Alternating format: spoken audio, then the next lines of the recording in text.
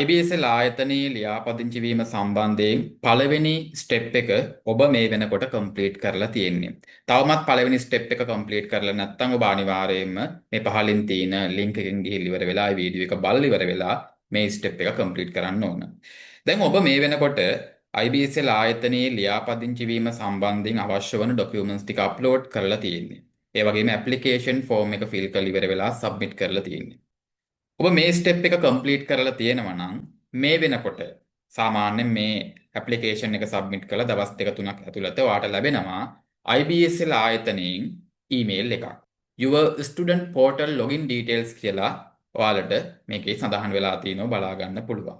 මේ වෙනකොටත් ඇප්ලිකේෂන් එක සබ්මිට් කරලා තිබුණත් තවමත් මේ ඊමේල් එක ඔබට ලැබිලා නැත්නම් ඒකට බලපාන්නේ ප්‍රධාන වශයෙන්ම ඔබ ඇතුළත් කරලා තියෙන ඊමේල් එකේ මොකක් හරි ගැටලුවක්. එහෙම නැත්නම් ඔබට මේ ඇප්ලිකේෂන් එක සබ්මිට් කරන අවස්ථාවේදී වෙරිෆයි කරන්න කියලා ඊමේල් එකක් ලැබෙන්නේ නැති.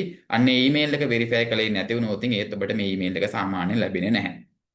ඉතින් මේ වගේ ඉෂුව එකක් තිබ්බොත් ඔබට ඊමේල් එක ලැබෙන්නේ නැති නිසා නැවතත් IBSL ආයතනයට කෝල් එකක් ඩිලිවර් වෙලා මේ යූසර් ක්‍රෙඩෙන්ෂියල් එවන්න කියලා වෙලා රික්වෙස්ට් එකක් කරන්න. ඊට පස්සේ ඔයාලට මේ ක්‍රෙඩෙන්ෂියල් ලබා ගැනීමේ හැකියාවක් තියෙනවා.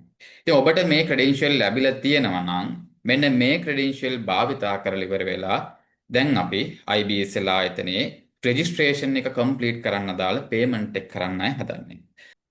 ඔයාලට බලා ගන්න පුළුවන් මේක ස්ටුඩන්ට් කෙනෙක්ගේ යූසර් නේම් එකක් සහ පාස්වර්ඩ් එකක් තමයි සඳහන් වෙලා තියෙන්නේ. මේ යූසර් නේම් එක සහ පාස්වර්ඩ් එක භාවිතා කරලා ඉවර වෙලා අපි බලමු IBSL ආයතනයේ රෙජිස්ට්‍රේෂන් ෆී එක පේ කරන්නේ කොහොමද කියලා. රයිට් අපි මුලින්ම යමු වෙබ් බ්‍රවුසර් එකට ගිහිල්ලා ඉවර වෙලා සර්ච් කරන්න ඕන my IBSL කියලා. රයිට්. ඊට පස්සේ ඔයාලට බලා ගන්න පුළුවන් ස්ටුඩන්ට් ලොගින් කියලා බටන් එකක් මේක ක්ලික් කරන්න. රයිට්. දැන් ඔබට ලැබෙනවා ස්ටුඩන්ට් ලොගින් කියලා. මෙතන ඇඩ්මින් ලොගින් කියලා නෙමෙයි තියෙන්න ඕන ස්ටුඩන්ට් ලොගින් කියලා. දැන් ඔබට පුළුවන් ඔබට ලැබිලා තියෙන යූසර් නේම් එක සහ පාස්වර්ඩ් එක මෙතෙන්ට දීලා ඉවර වෙලා ඔයාගේ my IBSL account එකට ලොග් වෙන්න. ඊට පස්සේ ලොගින් බටන් එක ක්ලික් කරන්න.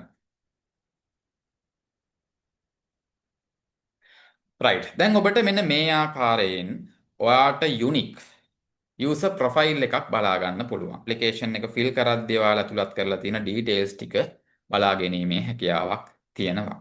රයිට්. මේකේ පහළට එනකොට ඔයාලට බලා ගන්න පුළුවන් මෙන්න මෙතන තියෙනවා membership කියලා පොඩි ටැබ් එකක්. මෙන්න මේක ක්ලික් කරන්න. රයිට්. දැන් බලන්න මෙතන පහලින් පෙන්නනවද කියලා මෙන්න මේ membership management කියන තැන student membership කියලා තැඹිලි පාටින් පොඩි ටැබ් එකක්. මේක අනිවාර්යයෙන්ම ඔයාලට view වෙන්න ඕන. view වෙන්නේ නැත්නම් එකට බලපාන reason එක තමයි my IBSL account එක create කරනකොට submit කරන්න ඕන යම් documents ඔයාලා submit කරලා නැහැ. ඒ නිසා ඒ වගේ issue එකක් තිබ්බොත් ඔබට මේ ටැබ් එක පෙන්වන්නේ නැහැ. ඒ issue එකක් තිබ්බොත් ඔබ අනිවාර්යයෙන්ම IBSL ආයතනයට කෝල් එකක් දීලා ඉවර වෙලා මේ issue එක නැවතත් නිවැරදි කළ යුතුයි.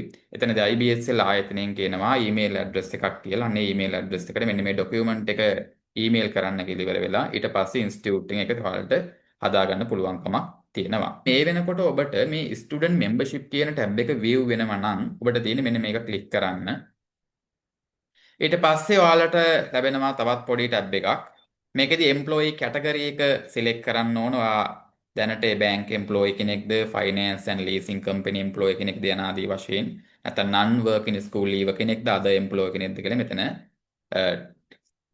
මෙන්ෂන් කරන්න තියෙනවා. රයිට්. මම මෙතනදී බැංක් එම්ප්ලොයි කියලා සඳහන් කරනවා. ඔයාලට අදාළ විදියට ඒ කැටගරි එක සිලෙක්ට් කරන්න. ඊට පස්සේ කරන්ට් ඩෙසිග්නේෂන් එක ඔයාලට මෙතන ටයිප් කරන්න පුළුවන්කමක් තියෙනවා. ඔයාලගේ ඩෙසිග්නේෂන් එක මෙතන එන්ටර් කරන්න.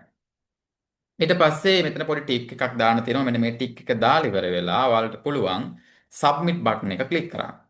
රයිට්. දැන් ඔබට ලැබෙනවා මේ IBSN online payment portal කියලා පොඩි ටැබ් එකක්. රයිට්. ඉතින් කියනවා registration fee එක විදියට රුපියල් 5000ක් pay කරන්න කියලා. දැන් ඔයාලට පුළුවන් මෙන්න මේ pay now කියන බටන් එක ක්ලික් කරන්න.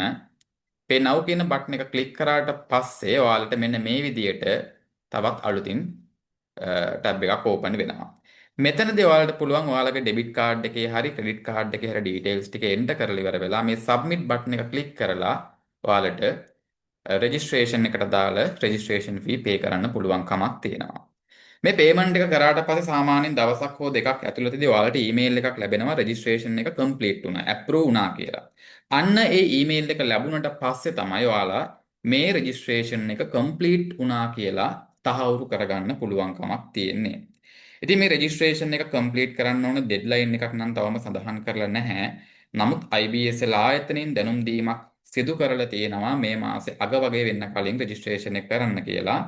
සාමාන්‍යයෙන් මේ දක්වා මේ රෙජිස්ට්‍රේෂන් එක සම්බන්ධයෙන් තිබුණ ප්‍රොසෙස් එක දිහා බැලුවම එක්සෑම් එකට ඇප්ලයි කරන්න දවස් 4ක් 5ක් විතර කලින් වගේ වෙනකම්ම ඔයාලා රෙජිස්ට්‍රේෂන් එක කම්ප්ලීට් කරන්න අවස්ථාවක් තියෙනවා. හරිද?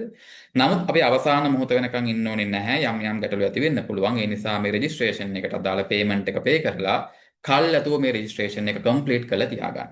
ඊට පස්සේ ඔබට බලා ගන්න පුළුවන් ඉදිරියේදී සාමාන්‍යයෙන් ජුලයි අග හෝ ඕගස්ට් මුල වගේ ඔයාලට එක්සෑම් එකට ඇප්ලයි කරන්න තියෙනවා. ඉතින් එක්සෑම් එකට ඇප්ලයි කරන්න කලින් ඔබ අනිවාර්යයෙන්ම මේ රෙජිස්ට්‍රේෂන් එක කම්ප්ලීට් කරලා තබා ගත යුතුයි.